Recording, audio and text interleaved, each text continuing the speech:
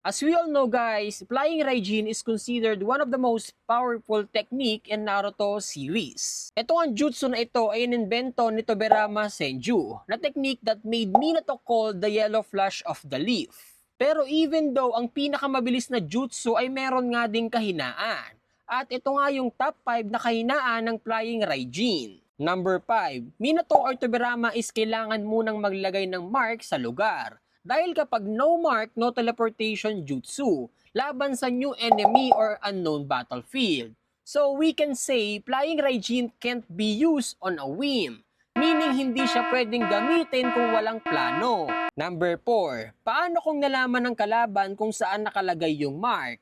They can use bait or trap the user. And nagawa nga yan ni Killer B noong naglaban nga sila kasama nga si A. Number 3, Rinnegan technique like Limbo Clones or Planetary Devastation or sabay-sabay na mga pag-atake na para maguluhan nga yung Flying Raijin user. Number 2, maybe Flying Raijin is napakabilis. Pero syempre sila Minato and Tobirama rin is kailangan merong ding dapat napakabilis na reaction speed. Dahil kung mahuhuli nga ay possible nga di na mabaliwala yung Flying Raijin. That's why Minato ay nawalan ng dalawang kamay dahil kay Obito and Madara. Number 1, katulad nga ng Kamui Jutsu, ang Flying Raijin nga ay hindi kayang tumagos or makapunta sa ibang dimension.